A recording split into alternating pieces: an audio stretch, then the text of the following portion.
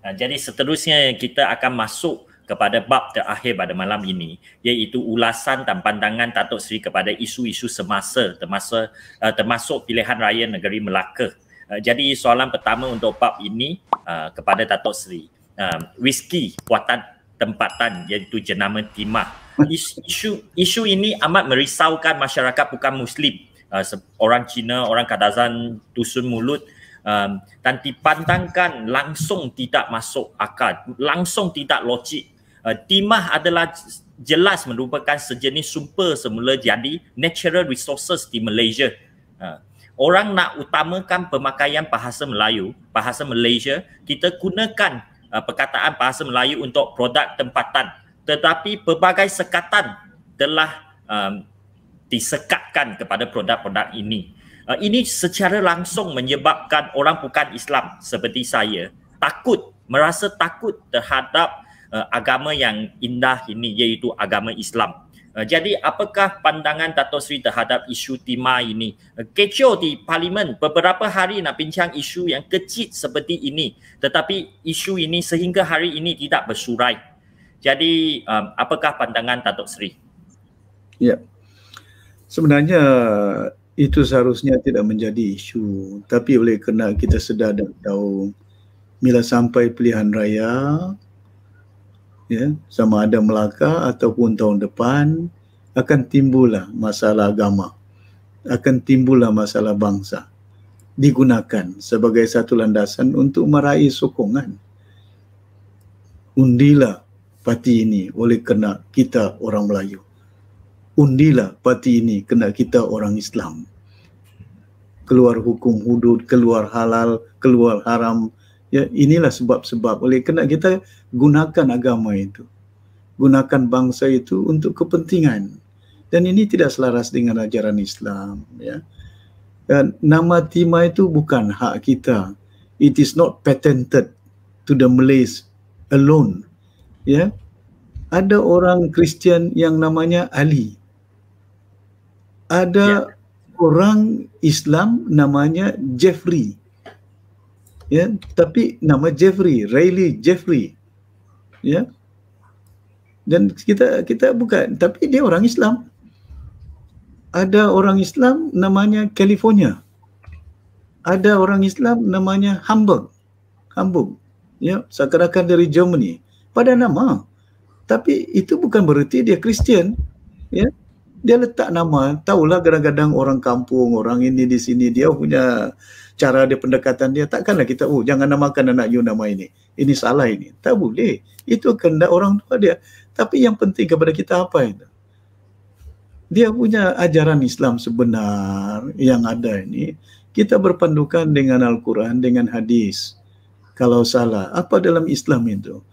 Minum arak itu haram. Haram. Ya? Kalau orang lain minum, tidak haram. Saya di England, saya belajar di United Kingdom. Bila saya belajar, saya di universiti. Kawan-kawan saya di situ banyak. Dia minum bir, saya minum Coca-Cola. Ya. Tapi masakan saya mau halau dia? Dia orang UK, negara dia. Saya orang Malaysia. Takkanlah oleh kerana dia minum, ya, maka saya halau dia. Jangan duduk meja saya. Pasal ini meja. Who am I to say to him? Bukan saya ada kuasa, ini bukan negara saya belajar di negara mereka. Tapi dalam Islam itu, selagi saya tidak minum, itu bukan haram. Dia yang minum. Kalau you tidak mau tengok, you punya mata, bukan dia punya mata, don't look at that. Ya, very simple. The teaching of Islam is very simple. Dia tidak sempit. Ya, seumpama manusia dalam Islam, kalau bila tidak boleh sembahyang berdiri, boleh duduk.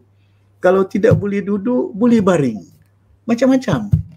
Kehalusan, ya, flexibility dalam Islam itu ada setengah-setengah untuk menyelamatkan nyawa kita, contohnya. Kalau tidak ada makanan haram tu menjadi halal. Menyelamatkan nyawa. That one dalam Islam. Tapi kita lupa. Sehingga kita gaduh. Apa hasil dia kita gaduh pasal nama timah? Walhal di negara kita, kes rogol di Kelantan punya banyak. Kes judi pun ada di negara kita. Kes macam-macam ada berlaku. Tapi itu bukan menjadi satu perkara perjuangan kita. Ya. Jadi tapi yang kita letakkan perjuangan ini, oleh kena kita nak raih undi, maka inilah itu yang saya katakan dari awal. It is time for the country to have a multiracial party. Not based on race, not based on religion. We are building a nation here, not based on race and religion. We are building a nation to ensure kita pastikan supaya kemakmuran rakyat berbagai kaum di negara ini. Ya, perlu kita realisasikan. Agama resmi dah ada. Nobody question that. The Christian never question. You don't question agama resmi. Beramal. Tapi kita jangan sekat orang-orang lain dengan agama dia. Dalam Islam ada, dalam Al-Quran ada itu. Ayat yang dia nyatakan dalam Al-Quran itu. Agama dia dengan agama dia. Agama saya dengan agama saya. Dalam Islam pun, dalam Al-Quran ada cuma jangan hina Tuhan dan agama orang lain. Itu dalam Al-Quran. Kalau kita menghina agama lain dengan Tuhan orang lain, bagaimana perasaan orang itu? Itu ada dalam Al-Quran itu. Tapi kadang-kadang lupa oleh kena kita politikkan agama itu, maka sempitlah pandangan kita. Ya, banyak yang minuman keras di tanah Arab namanya nama Islam. Yes. Ya? Kalau kita katakan timah atas nama dia, letakkan timah. Ya, kita katakan bahwa ini bukannya halal. Just put the label, this is non-halal. Itu yang kita akan manage. Ya, but don't stop. Don't put, ini bukan kita punya right. Ya, itu yang kita kadang-kadang itu, macam dulu saya di kabinet lama. Masa saya jadi kabinet, kita persoalkan tentang kalimah Allah. Ya, tidak boleh diguna. Ya. Saya beritahu di Sarawak berpuluh tahun, beratus tahun, di tanah Arab. Kalau kita percaya Tuhan is Allah, which is Almighty, God for all, not for one. Jadi kenapa pula orang lain tidak boleh pakai, cuma kita orang Melayu boleh pakai. Cuma di Malaysia boleh pakai, di tanah Arab orang pakai. Orang Kristian boleh pakai. What is important? Tidak ada sekatan untuk memakai. Just manage the abuses. Manage the misuse of it, ya, supaya jangan ada confusion. Mungkin kalau ada gereja diletak situ, ini rumah Allah, tell them don't do that. Nanti orang sembahyang situ dia ingat ini masjid, jadi kekeliruan berlaku. Manage kekeliruan itu. Jangan salah gunakan perkataan itu untuk mengelurukan rakyat. Tapi jangan sekat. Pasal we believe in God is Almighty, God for everyone. Ini kadang-kadang kita bimbang sangat bila negara kita dan rakyat kita berpikiran seumpama itu. Kita tidak melihat, macam saya selalu katakan berkali-kali, masa kecil saya kita piara ayam di rumah saya, ya, di Sempurna, ya, kita belah ayam, ayam bertelur, ya, kita bagi makan ayam, kita buat rumah ayam. You can look at the chicken, you can rear the chicken. Begitu juga kucing. Sekarang di rumah saya ada kucing. Anak-anak saya jaga, bagi makan, bagi tidur di atas, ya, tidak jauh dari bilik anak-anak saya. The cat can sleep together with my children. Dia bukan bangsa Cina, bukan bangsa India, bukan bangsa orang putih.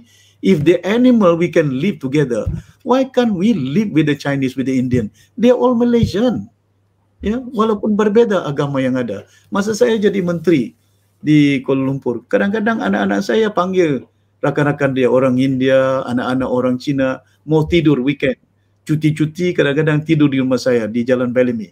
Waktu saya Menteri Persekutuan, the parents come to see me. They to see, he said, okay, my children, my son want to sleep, you know, in your house. I said, no problem. I said, don't worry, he's a friend of my kids. Jadi itu yang kita katakan, kemesraan, kebimbangan. Macam saya katakan, bila di kampung saya keluarga saya ada sepupu saya. My first cousin married to a Chinese girl. You know, my auntie also is there. Chinese blood dia ada. My uncle, my auntie married to an Indian guy. Yeah. So dia, I mean, it's not because of their race, it's not because of their religion. Dia orang Islam, tapi ada orang Kristian. Bila tahun baru Cina ada di Sempurna, saya pergi rumah keluarga Cina saya di situ. Saya punya pakcik India ada di situ. Dululah, sekarang ini sudah meninggal dunia. Anak-anak dia ada, ya. Anak-anak dia ada. Kadang-kadang bila saya melihat dia buat roti canai, dia buat itu, but we eat together. Ya, kita katakan inilah kemesraan, inilah kasih sayang yang sepatutnya kita katakan keluarga Malaysia. Apa artinya keluarga Malaysia? Tapi keluarga Malaysia nama timah pun tak boleh, macam mana? Ya. Well said, Dato' Safi, Dato' Sri Safi memang setuju sepenuhnya. Kita beralih kepada soalan seterusnya, iaitu bajet untuk tahun depan. Bajet tahun depan adalah jumlahnya terbesar dalam sejarah tanah air kita. Jadi nak tanya kepada Dato' Sri, adakah Parti Warisan akan menyokong bajet ini? Adakah akan berdiri membantah dan memohon pecah belah undian semasa bacaan kedua nanti? Macam tahun lepas, 15 orang pun tak cukup. Adakah perkara ini akan berulang di tahun ini? Dato' Sri, apa pendirian bagi Parti Warisan? Saya melihat bahawa belanjawan ini seperti yang saya bahaskan di Dewan Rakyat, iaitu belanjawan ini untuk bantuan rakyat. Saya setuju, ya. Ada rakyat yang memerlukan bantuan, ada anak-anak muda yang mau cari kerja, tapi fokus kita tak menentu, ya. Contohnya pada hari ini belanjawan yang terbesar dalam sejarah Malaysia, 332 bilion, ya, dalam keadaan ekonomi yang tidak ada jaminan, ya. Lepas itu dalam keadaan kita tidak menyediakan satu cara rancangan untuk meningkatkan hasil kita, perbelanjaan pula kita besar, tapi ketirisan juga ada, ya. Banyak ketirisan dia, mismanage of what we do in life. Kita tak ada letak priority, mana keutamaan untuk digunakan. Kita belanja. Saya tahu pendidikan cukup penting. Pendidikan di negara kita menjadi keutamaan kepada semua rakyat. Tapi kita belanja sampai 52 bilion untuk sekolah. Lepas itu pengajian tinggi almost 14 bilion. Kedua-dua kementerian 70 bilion. Tapi sekolah masih tutup. Universiti masih tutup. Kalaupun ada distance, macam mana dia punya sistem pendidikan? Jadi we need to know, ya, sepatutnya kita jimat waktu sekolah tutup, waktu sekolah-sekolah yang lain tidak diguna, sepatutnya waktu itu penjimatan sudah ada, ya. Jadi ini yang kadang-kadang kita nak akan lihat bahawa adakah perbelanjaan ini berpatutan ataupun tidak. Kebimbangan saya ialah kita berutang untuk bayar utang. We borrow money to pay our borrowing. This is not a prudent way of managing the country's financial position. Ini bukan satu kaedah yang kita katakan bahawa pengurusan pentadbiran ekonomi yang begitu. Kita perlu selaraskan. Kita tahu perlu bantuan rakyat. Selaraskan apa yang kita nak bantu. Nak belanja 4 bilion untuk cari kerja. You give the allowance to those people yang mau cari kerja. Incentivize. Yang mana cari kerja, ada dia punya allowance dia, ya, untuk bagi kerja. Why do you give a bonus to people searching for job? Provide the job. Jangan bagi bonus untuk cari kerja. Nanti dia bilang, tidak apalah saya tidak dapat kerja, sepanjang jalan saya cari sejak kerja. Pasal saya belum dapat kerja. Dia belum dapat kerja, dapat bonus juga. Ya, so you're creating people very dependent dalam kehidupan dia. Kenapa kita tidak boleh bantu yang ada kerja? SME sekarang, sudah beribu SME di negara kita tutup. Jatuh bankrupt. Bila dia bankrupt, bila dia tutup, pasal tidak ada capital dia, tidak ada ni, oleh kena lockdown, pekerja pun hilang. 1,000, 2,000, 3,000, berapa ribu yang hilang? Beratus. Sepatutnya duit yang ada, kita bantu SME itu untuk mereka menghidupkan balik yang beribu pekerja-pekerja yang ada. Supaya pengangguran, unemployment can be resolved. Ya. Lepas itu kita fokus untuk mana pula graduan-graduan yang ada. Keluar daripada universiti, berapa ribu satu tahun? 50,000? What sort of jobs opportunity yang ada? Ini tidak. Sekarang keluar universiti, dia cari kerja, kerja yang dia buat, diploma holder punya, SPM punya. Mismatching of job. Orang yang tinggi ilmu dia, orang yang tinggi kemahiran dia, buat kerja yang bukan mahir punya. Buat apa dia belajar banyak-banyak, lama tinggi-tinggi. Kalau besok dia kerja cuma 1,000 gaji saja, 1,200. So this is where we think we have to move forward as a country, making Malaysia untuk melahirkan satu negara yang ada human resource dia, keupayaan dia supaya kita dapat lahirkan dia. Ini yang kadang-kadang tidak ada kerja, terpaksa rakyat Malaysia. You know, the pen drive is a Chinese boy, si Kincang dari Selangor, but he is now in Taiwan. Yeah, nobody help him. But can you imagine? That is Malaysian. If we were kalau kita dulu bantu dia, bayangkan, dan itu satu produk yang menjadi kebanggaan kita, yang mungkin menjadi hasil kepada negara kita, ya, untuk kita boleh pasarkan ke pentas dunia. Begitu juga perusahaan Grab, ya, idea from waste, dan these are the things yang kita nak lahirkan, ya. Jadi saya melihat bahawa belanjawan ini satu belanjawan yang bukan saya tidak setuju sebahagiannya, ada yang kita nampak perlu untuk bagi bantuan perubatan. This is very important. Dia setengah-setengah tempat, setengah-setengah sektor yang saya nampak, ya, yang perlu. Contoh dari segi pertahanan, sudah kita belanja tahun 2000 berapa, we spend about 6.08 billion ringgit, ya, untuk nak bekalkan bot peronda. Sampai sekarang satu bot peronda pun tidak dibekalkan ke TLDM. Jadi duit 6 bilion bukan sikit. Pasal apa itu berlaku? Kenapa ketirisan ini kita biarkan? Ya, yang ini saya tak setuju. Kalau sekiranya kena lihat dari segi keadaan ini, dan saya akan lihat keadaan dia sampai waktu bila mana kita bahaskan, belum habis berbahas perincikan bagaimana keadaan dia. Kalau perlu kita buat bantahan, kita buat bantahan. Kita tengok dalam keadaan. Ya. Jangan bimbang. Itu yang saya bimbang. Rakan-rakan saya dalam PH, sama ada mereka setuju ataupun tidak setuju, itu yang sudah sign memorandum, ya, sign memorandum. Pilihan raya pun kita sampai tunggu, ya, sudah sign, ya, dan kita pula nanti takut sign, kalau ada undi mereka tidak akan, they have to abstain, ya, berkecuali.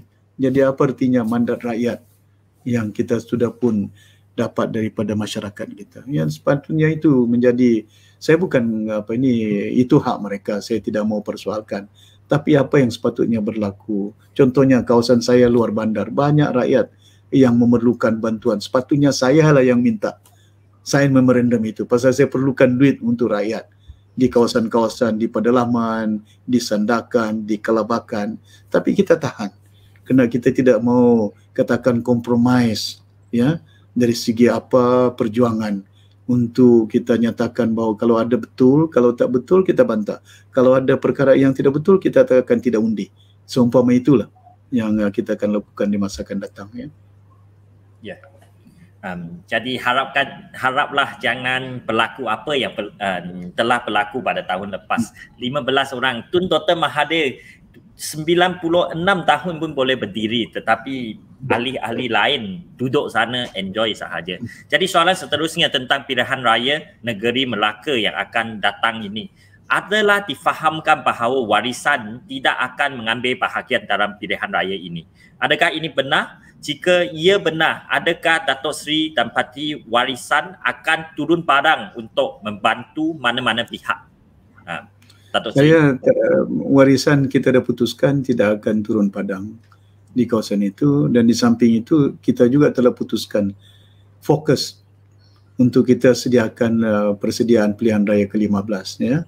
Dan saya tidak akan turun berkempen. Rakyat di situ bimbang, ya, dalam keadaannya apa berlaku tentang kesihatan mereka, keselamatan, seperti apa yang Saudara Ang katakan tadi. Kadang-kadang rakyat ini they don't like politicians, ya. Bila kita berceramah situ, nanti dia bilang punya jauh you ceramah sini, lepas tu nanti dia bilang, you know, inilah orang politik, ya. But there's no change, whatever it is di Melaka ni. Kalaupun ada, saya katakan pilihan raya di situ, tidak akan ada perubahan. Dia cuma di peringkat negeri saja, ya.